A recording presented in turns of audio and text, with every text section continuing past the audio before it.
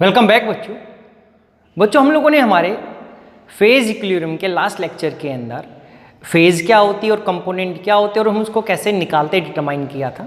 आज हम अपने लेक्चर के अंदर डिग्री ऑफ फ्रीडम कैलकुलेट करेंगे या पता करेंगे ये क्या होता है और उसके बाद हम देखेंगे गिव्स फेज रूल को हम कैसे ड्राइव करते हैं। So let's start our lecture. Degree of freedom, तो ये हमारे पास आता है बच्चे, इसकी दो डेफिनेशंस हो सकती हैं। तो एक वो क्या बोलते हैं, the minimum number of independent variables like temperature, pressure, concentration of components in various phases which must be specified to describe the phases of system.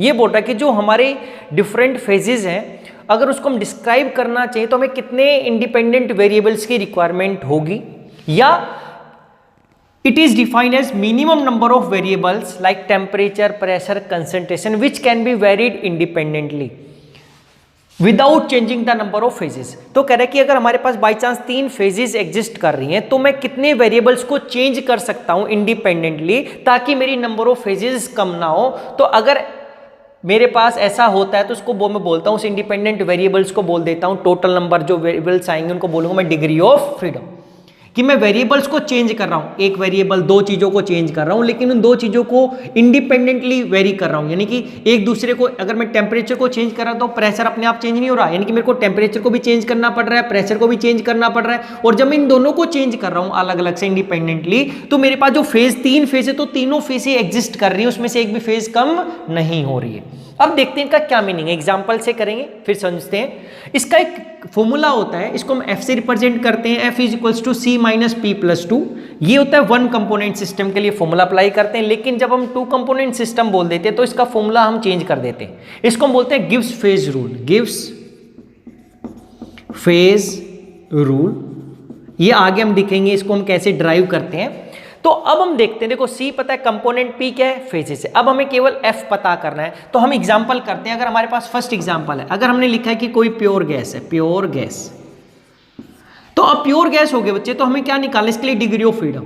तो हमें पता है F is equals to C minus P plus 2। क्यों? जब एक gas होगी किसी भी हमारे पास कंटेनर में तो यहां पर हमें पता है फेज कितना होगा, यहां पर क्योंकि गैस है तो 1 ही है।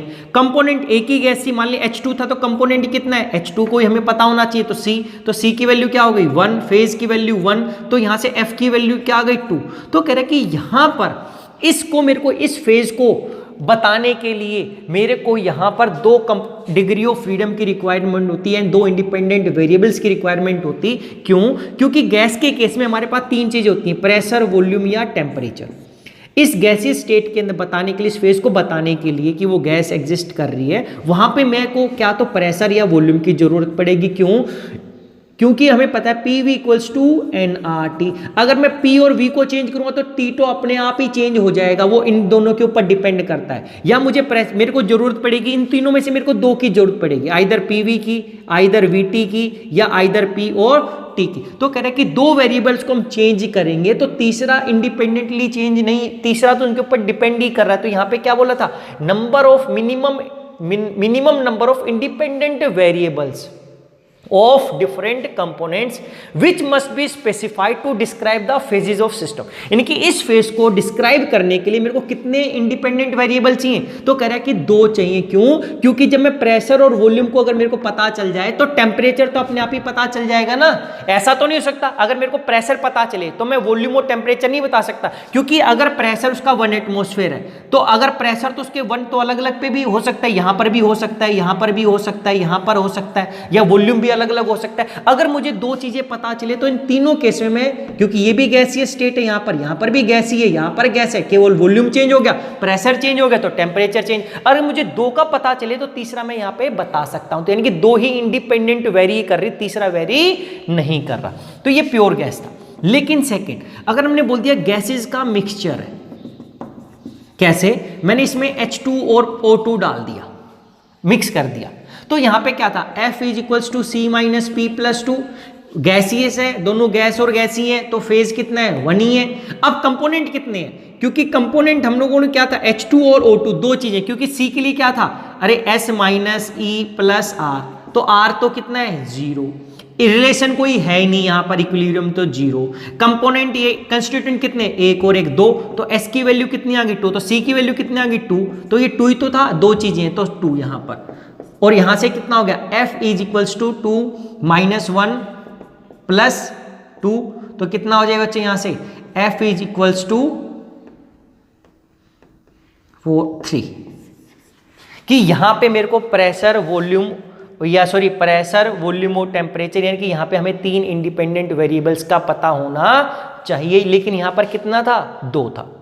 ऐसे ही अगर हम बात करें, क्योंकि हमें F निकालने को ही आएगा, हम ऐसे निकाल सकते हैं कि कितने हम इंडिपेंडेंट वेरिएबल्स करें, तो यहाँ पर 2 और यहाँ पर 3। अगर हमें एक एग्जाम्पल लिया है ऐसा, third example, water liquid water vapours के अंदर प्रेजेंट है, तो क्या हुआ, हमें डिग्री ऑफ फ्रीडम निकालना था, तो फेज कितनी है यहाँ पे देखो, 1 लिक्विड और वेपर दोनों को दिखा सकते थे। कंपोनेंट कितना आएगा दोनों के लिए, कंपोनेंट तो दोनों में वाटर ही है तो 1 हो गया, तो F is equals to C minus P plus 2, अरे ये कितना है 1, ये कितना है 2, ये कितना है 2, तो ओवरऑल 2 से 2 cancel, F is equals to 1। तो कह रहा है कि अगर ये इक्विलिब्रियम होगा तो मेरे को आइदर प्रेशर पता चले या टेम्परेचर, एक ही को मैं वेरी कर सकता हूँ, यानी कि मेरे को एक ही की रिक्वायरमेंट है। क्यों, देखो सबसे इजी केस इसका होता है बच्चे कि हमें पता है कि ये इक्विलिब्रियम में कब रहेगा, जब क्लोज कंटेनर है, नीचे क्या है, लिक्विड था। अब ये लिक्विड था, तो अगर मैं यहाँ पर बोल देता हूं कि यहां पे कितना ही लिक्विड हो, 1 लीटर 2 लीटर 5 लीटर हमें नहीं मालूम, अगर ये 100 डिग्री सेल्सियस पे है, देखो टेम्परेचर कितना है 100 डिग्री, तो ये 100 डिग्री पे अब प्रेशर अपने आप ही फिक्स हो जाता है, वहां पे जो प्रेशर होगा वो 1 एटमॉस्फेरिक प्रेशर ही होगा, या 1 एटमॉस्फेरिक प्रेशर बोल दिया मैंने एक क्लोज कंटेनर के अंदर, तो वहां पर वो वहां पे सॉलिड वाटर लिक्विड इक्विलिब्रियम में रहेगा, और टेम्परेचर कितना रहेगा 100 डिग्री। इक्विलिब्रियम है यहां पर इन दोनों के बीच में, और टेम्परेचर मैं बोल देता हूं तो प्रेशर अपने आप ही फिक्स हो जाता है। तो इन दोनों में से मेरे को प्रेशर पता चले तो मैं टेम्परेचर बता सकता था, टेम्परेचर तो प्रेशर बता सकता था। मेरे को यहां पर एक ही कंपोनेंट की जरूरत है, मुझे दोनों कंपोनेंट की जरूरत यहां पर नहीं पड़ेगी। तो ये सॉरी कंपोनेंट की नहीं, 2 वेरिएबल्स की रिक्वायरमेंट नहीं। तो यहां पे जो डिग्री ऑफ फ्रीडम आ गया कितना आ गया 1, क्योंकि एक ही को हम वेरी कर सकते हैं, दूसरा तो उसके ऊपर डिपेंड कर रहा है, वो इंडिपेंडेंट नहीं है। ऐसे ही अगर मैं फोर्थ पॉइंट बोल देता हूं, कैसे, जैसे हमने लिखा वाटर सॉलिड, वाटर लिक्विड में भी है और वाटर वेपर में भी, तो फेज कितनी होगी 3 हो गई, फेज हो गई 3। कंपोनेंट कितने हो गए, देखो वाटर वाटर तीनों में वाटर ही है तो 1 ही हो गया, तो F is equals to C minus P plus 2, तो ये 1 3 और 2, तो ये कितना हो गया 0। तो कह रहा है कि यहां पर हम किसी भी चीज को चेंज नहीं कर सकते। क्यों नहीं कर सकते बच्चे, क्योंकि ये तीनों चीजें एक टेम्परेचर और एक प्रेशर पे ही एग्जिस्ट करती हैं। जब प्रेशर मेरे पास आ जाए 4.58 mmHg प्रेशर होता है, और जब टेम्परेचर होता है 0.0098 डिग्री सेल्सियस, कह रहे हैं कि इस पे फिक्स ही होता है। अगर दोनों में से मैंने एक भी चीज चेंज कर दी, यानी कि यहां पे हम किसी को भी इंडिपेंडेंटली वेरी ही नहीं कर सकते। क्यों, अगर इन दोनों में से मैंने एक भी चीज चेंज कर दी तो मेरी एक फेज कम हो जाएगी। ये तीनों फेज, ये all the 3 phases present at particular pressure and this particular temperature, अगर मैं इनमें से किसी को भी चेंज करता हूं, एक को भी चेंज किया मैंने, तो एक फेज मेरी कम हो जाएगी। अगर वो फेज कम होगी तो मेरे उसको डिग्री ऑफ फ्रीडम नहीं बता सकता था, उस वेरिएबल से था ना इंडिपेंडेंट, तो यहाँ पे कोई इंडिपेंडेंट वेरिएबल ही नहीं, क्योंकि इनको चेंज करने से मेरी फेज खत्म हो जाएगी। तो यहाँ पर मैं कोई भी इंडिपेंडेंट वेरिएबल नहीं। तो ऐसा ही लास्ट केस एग्जाम्पल कर ले, जैसे हमने क्या लिखा था NH4Cl, ये क्या था सॉलिड था, NH4 gas plus HCl gas, लेकिन ये उस केस में होगा जब इनका पार्शियल प्रेशर सेम होगा। अगर इसका partial pressure of NH4 is equals to partial pressure of HCl, ये कंडीशन है। क्योंकि उसी केस में मैं यही फॉर्मूला अप्लाई कर रहा हूं, इस फॉर्मूला का भी एग्जांपल नहीं किया, ये हम करेंगे जब हम 2 कंपोनेंट सिस्टम करेंगे बच्चे, उस टाइम अप्लाई करेंगे। तो अभी देखो क्या था, तो अब ऐसा किया तो ये भी गैस गैस और ये, तो यहां से मेरे पास क्या आ गया था, फेज कितनी आ गई थी, एक गैस, ये फेज आ गई यहां से 2, एक सॉलिड गैस वाली एक फेज बनाएगा। कंपोनेंट कितने आ गए थे हमारे पास, कंपोनेंट आ गए तो S minus E plus R की वैल्यू तो 0 थी, लेकिन एक रिलेशन ये हो गया, एक पार्शियल प्रेशर 2 तो E की वैल्यू आ गई थी 2, यहां पर S की वैल्यू 1 2 3, जब 3 किया तो 3 माइनस 2 कितना आ गया था, कंपोनेंट 1। तो जब मैंने F इज, अब यहां पे F अप्लाई करेंगे तो F क्या हो गया, C माइनस P प्लस 2, क्योंकि कंपोनेंट 1 ही आ गया यहां पर, फेज कितनी आ गई, 2 आ गई, और +2 तो यहाँ पे डिग्री ऑफ फ्रीडम क्या है, यहाँ पे हम एक ही वेरिएबल की हमें रिक्वायरमेंट होगी अगर मैं फेज को डिस्क्राइब करूं, या मैं एक ही वेरिएबल को क्या कर सकता हूं, चेंज कर सकता हूं, आइदर प्रेशर को या आइदर टेम्परेचर को इंडिपेंडेंटली। उससे एक को चेंज करने से दूसरे पे फर्क नहीं आएगा और मेरी क्या है, फेज कम नहीं होंगी एक वेरिएबल से। अगर मैंने दूसरे को भी चेंज करने की कोशिश की तो मेरी एक फेज क्या हो जाएगी, खत्म हो जाएगी, इक्विलिब्रियम मेंटेन ही नहीं रहेगा। ये था डिग्री ऑफ फ्रीडम। ये पेपर में निकालने को आएगा, डायरेक्ट ही हमने निकालना है इस तरीके से। इसके बाद हमारे पास आता है गिब्स फेज रूल, उसका डेरिवेशन। ये देख लेते हैं कि ये आया कैसे था, F = C - P+2 ड्राइव कैसे हुआ है। इसके बाद हमारे पास आता है गिब्स फेज रूल। देखो बच्चे, जो हमने लिखा था F = C - P+2, यही होता है। तो C क्या था, कंपोनेंट, P क्या था, फेज। तो अब ये क्या, डिग्री ऑफ फ्रीडम। तो हमारे पास जो रिलेशन आता है क्या, it gives phase rule gives relationship between number of phases, component and degree of freedom। इतना ही लिखना था, डायरेक्ट ही था। which must be specified in order to define a heterogeneous system।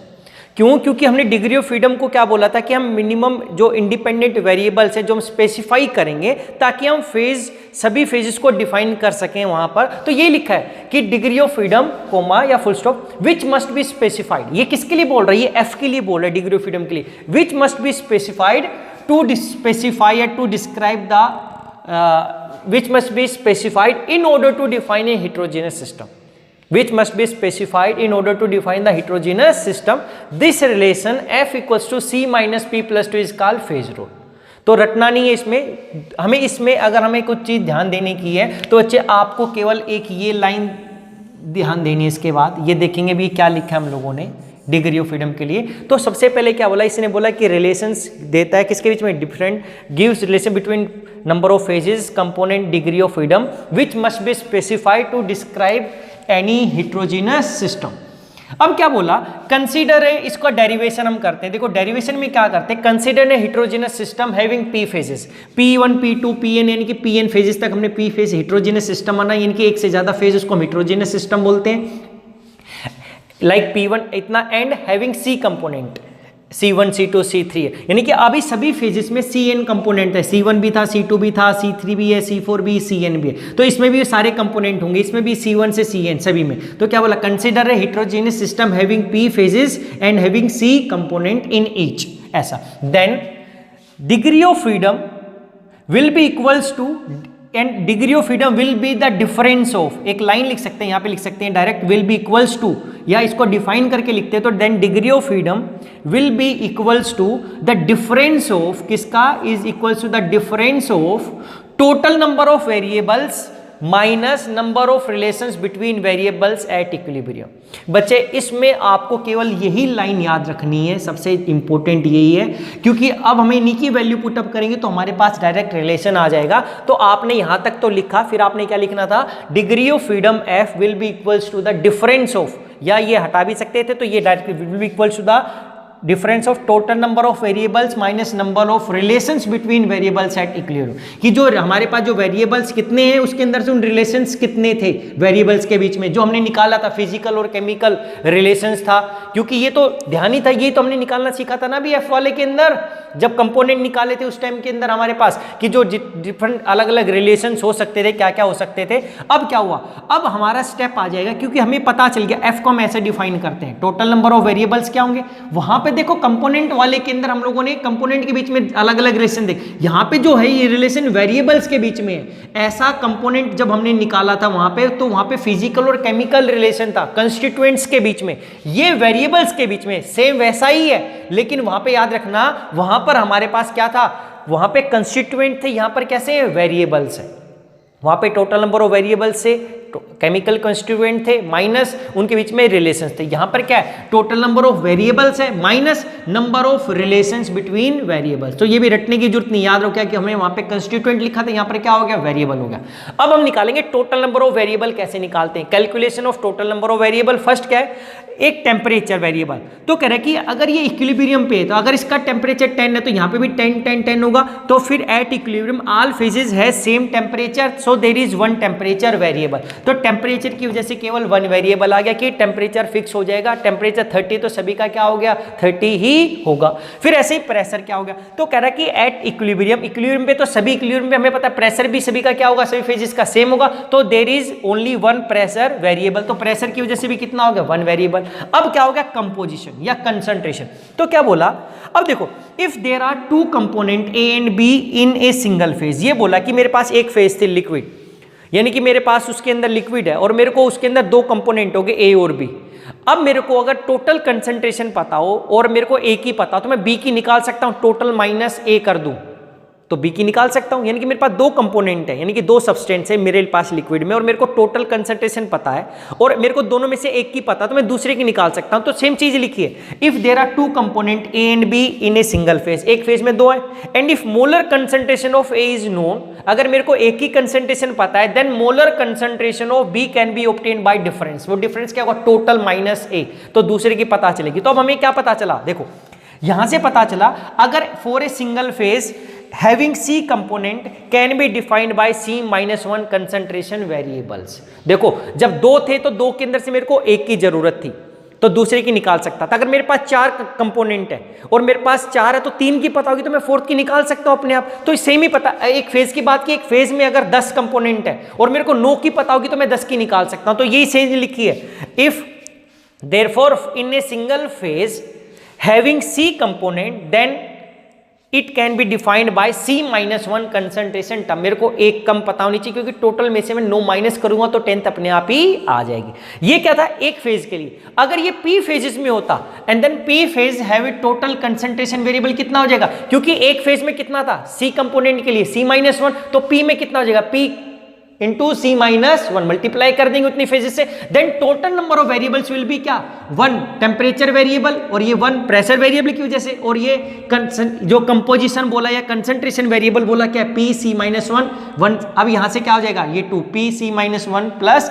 2, तो ये टोटल नंबर ऑफ वेरिएबल्स आ गए बच्चे हमारे पास। First काम हो गया, आपको केवल यही चीज याद रखनी है और कुछ याद नहीं रखना। और इसमें हमने निकालना कि प्रेशर की वजह से 1 टर्म आएगी, कंसंट्रेशन की वजह से 1 आएगी और कंसंट्रेशन या कंपोजिशन की वजह से एक टर्म कम आती है, तो C है तो C-1 और P फेज होगी तो P से मल्टीप्लाई कर देते हैं। देखो इतना इजी था ये। फिर क्या था, number of relation between variables. अब इन वेरिएबल्स के बीच में क्या रिलेशन होगा, तो देखो वेरिएबल्स के बीच में रिलेशन क्या होता है, हम थर्मोडायनेमिक्स में हमने पढ़ा है कि अगर हमारे पास सिस्टम इक्विलिब्रियम में है और ए की कंपोनेंट अगर ए सब्सटेंस ए में भी पड़ा है, बी में भी प्रेजेंट है, सी में भी, और ए बी सी आपस में क्या है इक्विलिब्रियम में है अलग अलग में, तो उनका जो केमिकल पोटेंशियल होगा उस कंपोनेंट का सभी में कैसा रहेगा सेम। तो ये लिखा देखो, according to thermodynamics chemical potential mu of a component is same in all the phases when system is in equilibrium। अगर एक सिस्टम इक्विलिब्रियम में रहेगा तो एक कंपोनेंट का जो केमिकल पोटेंशियल होता है वो सभी फेजेस में क्या रहेगा सेम। तो क्या लिखा, consider a system having ith component. हमने बोला कि एक सिस्टम था जिसमें ith कंपोनेंट लिया है, डिस्ट्रीब्यूटेड इन 3 फेज, कि मेरे पास 3 फेज थी ए बी सी, इस तरीके से 3 फेज है हमारे पास ए बी सी, इन तीनों फेज में I प्रेजेंट है तो ith कंपोनेंट प्रेजेंट है। तो अब क्या होगा, तो अब हमने बोला कि जो केमिकल पोटेंशियल होगा म्यू आई का ए में वो म्यू आई बी के इक्वल होगा म्यू आई सी, क्योंकि थर्मोडायनेमिक्स में पढ़ा है, क्योंकि तीनों के तीनों फेजेस किसमें है इक्विलिब्रियम में प्रेजेंट है, ये तीनों के तीनों, क्योंकि यही हमने दिखाया है इक्विलिब्रियम में दिखाया है सारे के सारे। और ये ith कंपोनेंट की बात की तो जो ith कंपोनेंट का केमिकल पोटेंशियल होगा वो सेम होगा A equals to B equals to C, और this can be represented by 2 equations. जो ये रिलेशन था एक कंपोनेंट का 3 फेज के लिए हम कैसे दिखा सकते थे, mu A equals to mu B, ऐसा म्यू आई बी, और ऐसा ही mu i A equals to mu i C, तो ये म्यू आई बी तो म्यू आई सी के इक्वल ही हो गए ना। तो जब ये 3 थे तो इसको मैंने 2 इक्वेशंस में रिप्रेजेंट कर दिया। देखो ध्यान से सुनना बच्चे कि यहां पर हमारे पास हमने बोला कि एक ith कंपोनेंट होगा तो उसका जो केमिकल पोटेंशियल होगा सभी में सेम होगा, तो जितने फेजेस होंगी। अगर 3 फेज है तो कितने रिलेशंस में दिखा सकते हैं, 2 में। 3 फेज है तो 2 में, अगर 4 फेज होती तो 3 इक्वेशंस में, अगर 10 होती तो 9 में, एक कम हो जाती है ऑलवेज। तो देखो therefore for 3 phases two equilibrium relations are known for each component. अगर मैंने बोल दिया कि ये I के लिए ऐसा है तो K के लिए भी ऐसा होगा, L वाले कंपोनेंट के लिए भी, Z वाले कंपोनेंट के लिए भी ऐसा। अगर कंपोनेंट मेरे पास एक कंपोनेंट कोई भी हो तो 3 फेज होंगी तो 2 इक्विलिब्रियम रिलेशंस होंगे ही होंगे, यानी कि एक रिलेशन कम मिलता है हमारे पास, जितने भी नंबर ऑफ फेजेस होंगे उससे क्या होगा, एक रिलेशन कम मिलेगा हमारे पास, ऐसा हो गया। अब लिखा for P phases, for phases number of such relations, क्या हो गया, for P phases number of such relations will be equals to क्या, P-1 फॉर ईच कंपोनेंट।